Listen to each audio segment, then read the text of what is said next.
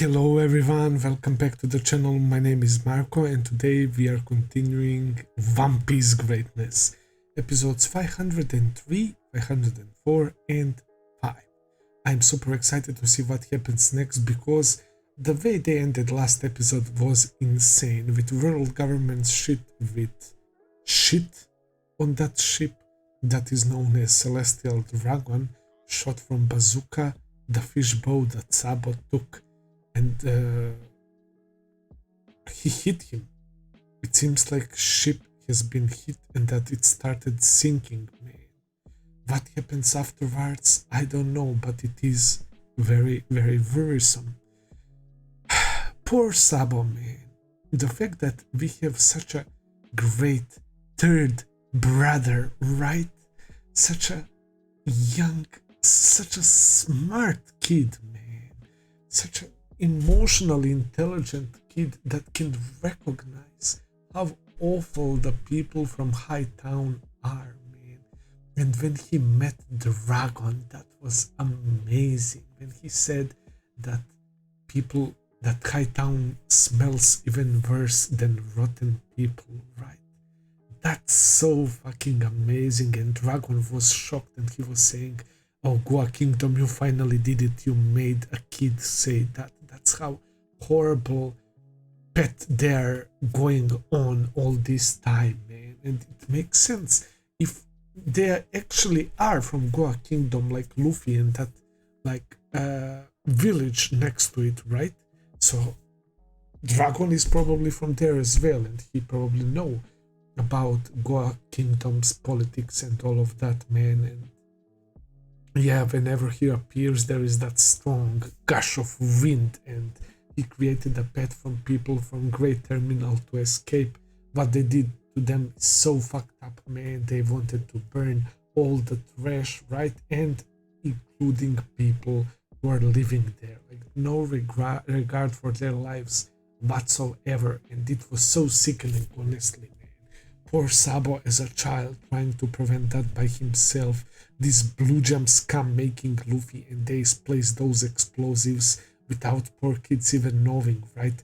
And they ended up fighting, Dadan coming in, Ace using Conqueror Saki, man. So many things happened. These flashback episodes are magnificent. Oda didn't have to go this hard and he decided to go super hard, man.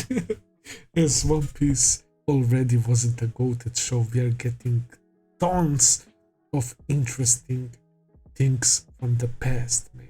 We met that old guy Nagure who helped us, who faced Gold Roger.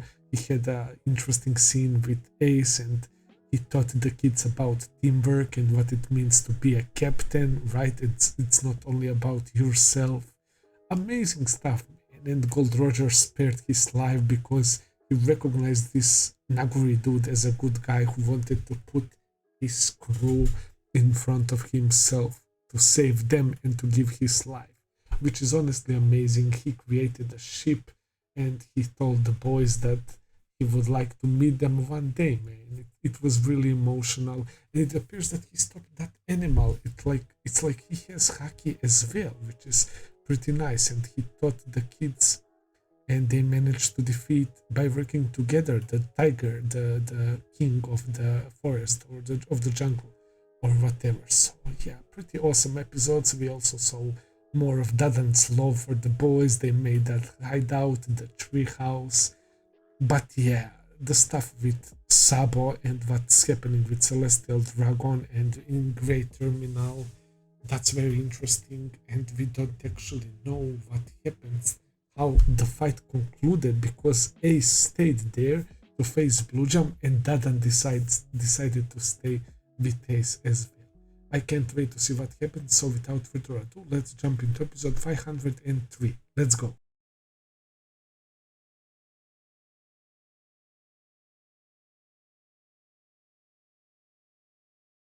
Absolutely amazing. Only One Piece can bring out these emotions out of me like this so often, man. This is perfection.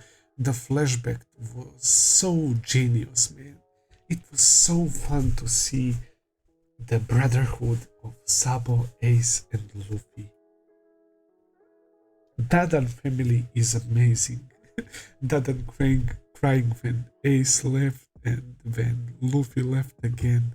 But this one, when Garp came and she started beating the shit out of him, hits the hardest. Dadan was always scared of Garp, right?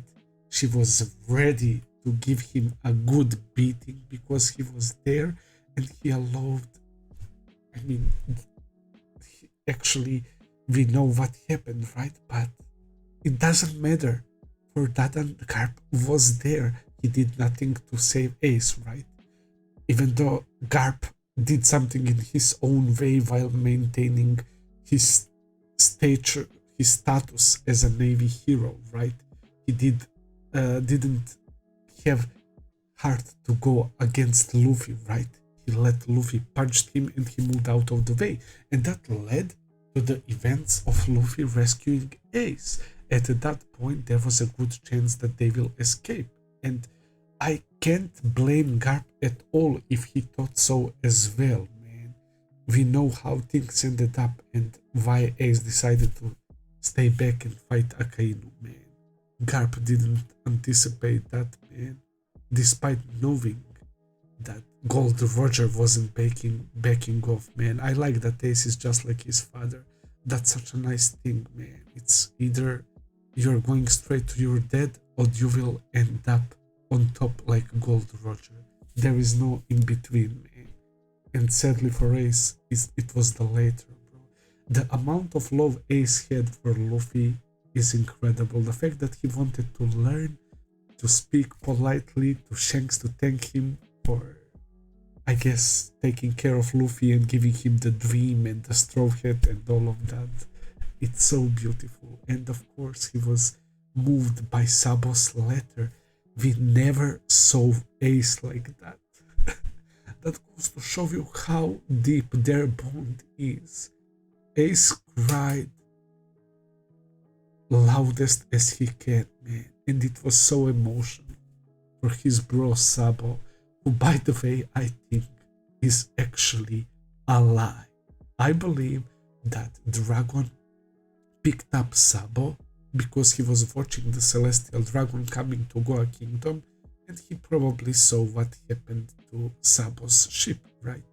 And I think that he saved him, and it would make sense because he was talking to Sabo before as well, and he treated his wounds and left him there. But now I wouldn't be surprised that he saved him and that we are going to meet him in the future, man. Oda is amazing writer, bro.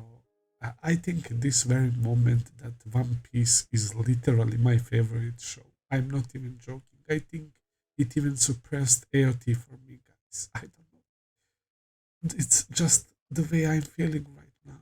I'm so moved, bro. It's so great. It's so fucking great. Jimbe the GOAT, man.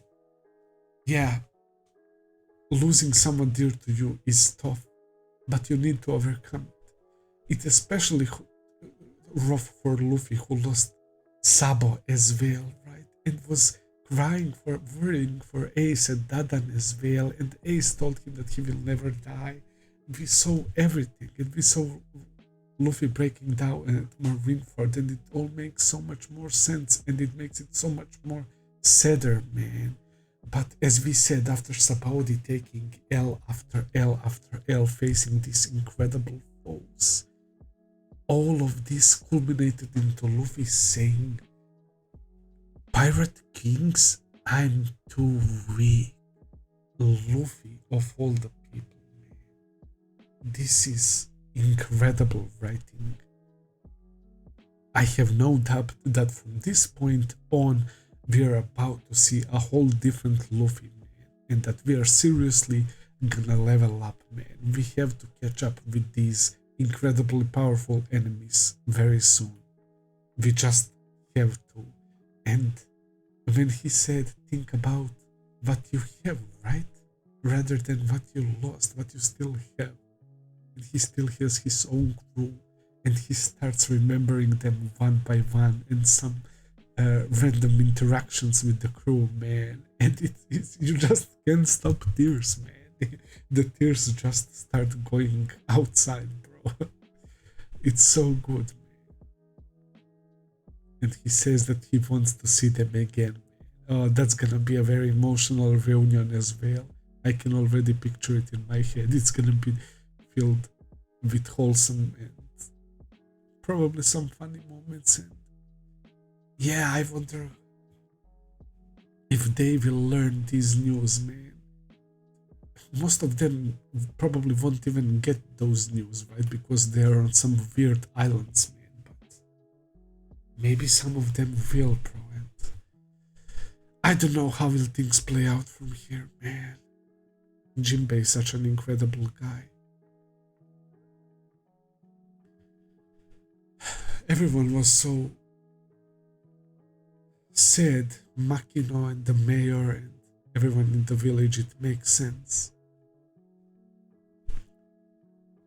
They were worrying about Luffy when Dadan said the one who is suffering the most is Luffy, man. That also broke my heart. She knows them and she knows that she is right 100%. And when she shouted Luffy's name, Luffy, don't be defeated, man. Like, I don't know. I can't even describe the emotions I was feeling at that moment. It's just so amazing, guys. I don't want to talk too much, man. These episodes were clearly very emotional, and what's there to be said, guys? Although I do have to mention that Shanks, how is it possible that a character who appears so little in the story is generally making me feel like he's one of my favorite characters in all anime, bro? Like, how is that possible? His speech to Luffy, right? That it's okay to cry, man. That it's a journey, proper journey that you will experience joyful and sad moments, man, in order to reach the top and become a man. I really like that. And he was mentioning how Gold Roger was similar to Ace and that he didn't cry and all of that, right? But he wished for that. Bro, Shanks is something else. The graves they made for Ace and Whitebeard right next to each other with bunch of flowers, with their clothes. It's so perfect. And it's probably on a place where nobody will dare to come and do something to those graves. It was perfect with my boy Marco thanking him, but as Shanks said, there is no need for thanks, that he respected Whitebeard even though they were both pirates, right? And even Garp respected, Sengoku respected Whitebeard as well, and the way Sengoku replied immediately to Shanks that he will allow him to give them the proper funeral, burial, or whatever. It's so amazing. I will end the video here for today, guys. Thank you for watching. I hope that you enjoyed. If you did, please consider subscribing, leave a like, comment, all that good stuff. As always, check out my Patreon page if you want to see full and early reactions. I will be seeing you very soon with another video. Until then, take care and have a nice day. See ya, guys.